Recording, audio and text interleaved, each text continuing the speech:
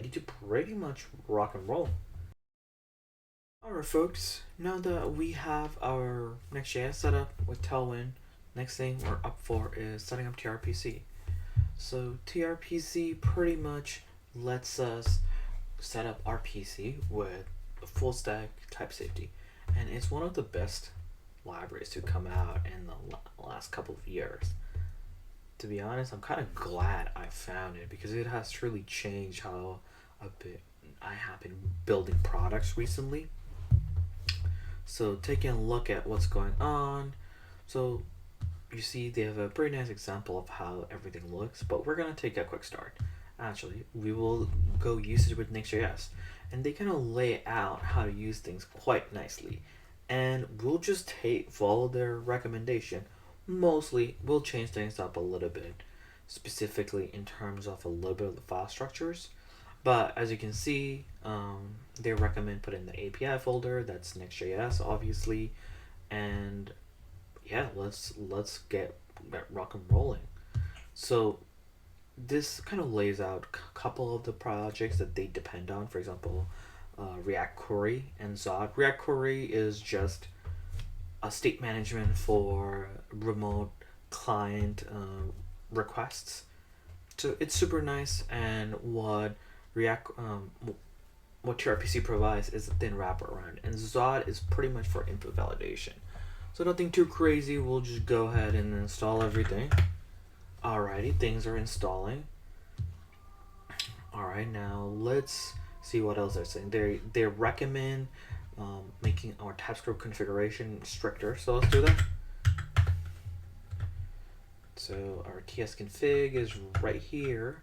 So as you can see, by default, strict is set to false. So we shall make it true. And also strict null checks. Let's see if we have strict null checks. We do not have strict null checks here. So let's add strict null checks. So strict null checks will make it true. So if we go down, so next is this is where the good things start coming. So here they give us a pretty nice example of how to set up routes and how to set up the implementation.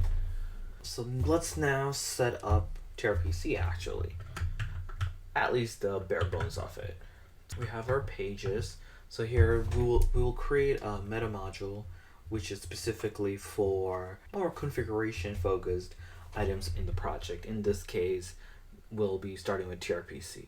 Right, so let's do meta modules, and then we'll do modules, and then we'll do meta. Alright, so let's see. So let's add our module. It's tRPC API slash. So we have our tRPC and our API folder. Let's put a very simple index.ts here. So let's add index.ts. Nothing too crazy. So here we'll import from tRPC server, similar to what they have in the example. So here we'll do tRPC error, and also we'll do init tRPC. So init tRPC pretty much initializes tRPC for us in this context. So let's go ahead, const equals to init tRPC dot create. And as you can see, it gives us a very simple t variable, and this is kind of a new convention. Rather than writing out the entirety of tRPC, just say t. Just pretty nice in my opinion. So basically, tRPC has two main things now.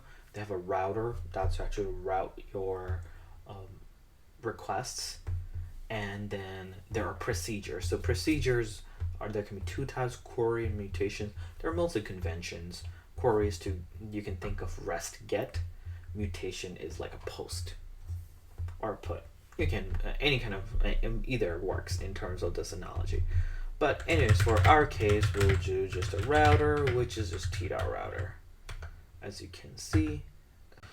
Alright, so in terms of tRPC, the convention with the new version is to set the value of the tRPC object to t. So that's exactly what we'll do. We'll init and we'll do a create. So now tRPC gives us two main things. So tRPC gives us two main things. It gives us a router and a procedure. Router is, you can think of primarily to route your request to the correct procedure. And this lets you merge router objects and do all kind of fun stuff. But for our current context, what we'll do is basically export const t router is equals to t.router.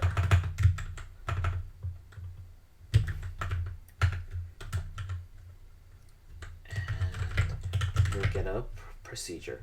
So this is where, for example, they're calling it a public procedure. It's a procedure, so it's calling it public because there are no authentication in this context.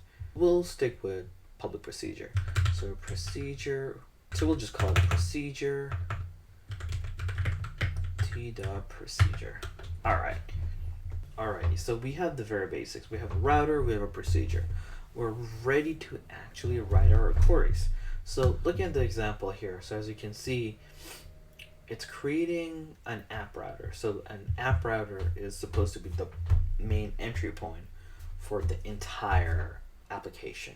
So for our case, what we'll do is, we'll do it here, export const app router.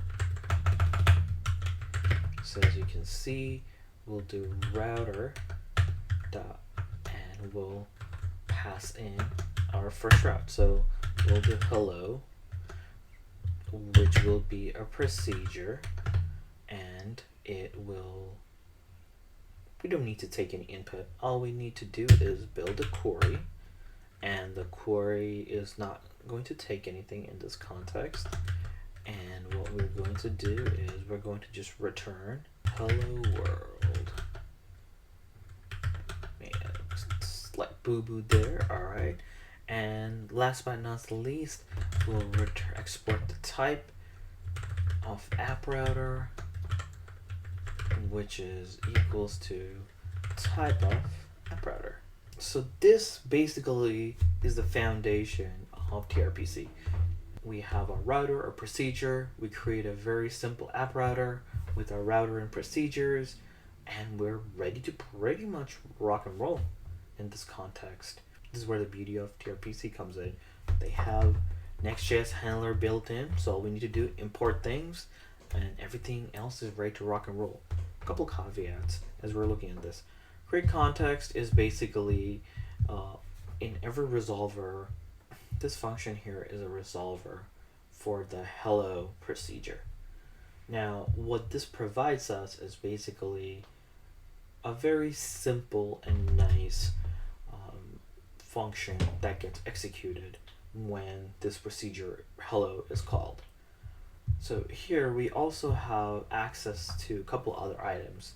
For example, we saw in the example here, there is an input available when you define an input, which is super nice. But more importantly, there's also a context object available. So through a context object, for example, you'll make the user available. That's a very common use case. You can make their roles available. You can make services available that you'd be calling in your resolvers. So that's what the context is. So for our case, we'll just go create the API now. So right now we don't have any API folder, so let's create our API folder. We'll call it tRPC. We'll call it tRPC.ts. Alright, we're ready to rock and roll.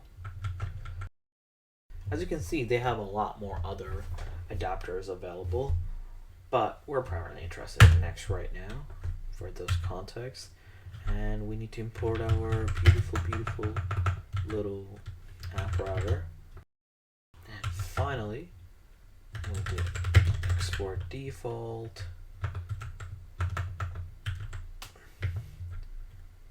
tRPC next dot create next handler. As you can see, we pass in our router, which is app router, and then we pass in and create context. So usually what would happen is we pass in a method, but for now we are not creating any context, so we'll just pass in an empty object. So a couple of caveat on the front end, there's not a lot of setup, so this is some of the basic setup. So if we just copy that in, we can walk through what's going on. Web index.ts. Alright, so let's see what tRPC gives us. So let's fix this import. Alright, so a couple of things, as you can see. So this will be used on the front end. And this is where tRPC next once again is coming in. So for our context, we'll call it a T to keep it consistent. So once again, as you see, context is available, and this is where this configuration, I'd recommend just copy and pasting and changing as you need. This get base URL is primarily used for server-side rendering, and as you can see right here, the base URL is pretty much based on what's going on in your project. So if you're on Vercel, you put out a process.vercel. If you're on render.com, you can do render internal hostname, or obviously if you're on localhost, it will do localhost. But for our case, we'll delete all this. It's just clutter. So we'll assume everything comes from localhost right now. And finally, yeah, so we are ready to go. SSR is turned on true. So this is a very simple configuration. If you're not using context, so by the way, context here is very useful for two things. So this request gets passed back into your route. So if you want to pass the request, which is specifically if you have cookies for authentication, or if you have any kind of headers that is used for authentication, you'd want to pull the request object out of context here. So if you see, so this is the next page context, which is coming from, so the request object will be where you'll find that. But right now, not a big issue. We'll just ignore that. Alright, so as you can see, we have all the basics set up. We're ready to rock and roll. Let's set up our app. Now this is where things have gotten a lot simpler. So this is where we'll go into our pages.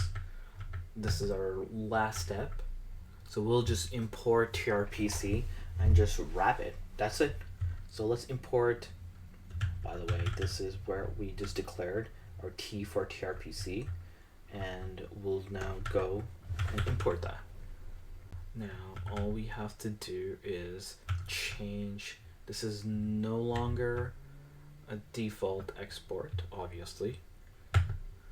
Now what we'll do is export default t dot with tRPC, and here we'll pass in our my app. So as you can see, like, the beauty of this is it's quite nice and simple. Under the hood, it's doing all the configuration for us. It's like wrapping our root app with all the tRPC providers, which is mostly in this context, it'll be React query configurations. All right, so we're pretty much good to go. So now if we look at the docs, you can see now it's all about making a request. So let's see, what are we gonna do? Let's make a request. So let's go back to our page, right? So let's go to our index page. Let's make a request here. Super easy. All we need to do is import the tRPC T. There's a lot of nice things here. So for example, there's a data object here. There's a loading object here, which is loading. So most of the time, that's kind of what we care about. So let's start a server, npm run dev. Now, as you can see, like, the beauty of this whole situation is we wrote all this and it's type safe. Alright folks, so if we look at what's going on so far, we can see that we have our hello world coming through. You see there's a flash, that's where the loading state is coming from. We don't have SSR turned on. You'll see right here. If we take a look at what's going on our client side, you see super simple. We're just fetching the HTTP for using the batch link. We're just hitting the API tRPC. That's it on the front end. On the back end, we have a very simple setup of a procedure, which is returning with the hello, which is returning a hello world. And on the front end, we have all the type safety. All right, so it's time to make some pull requests.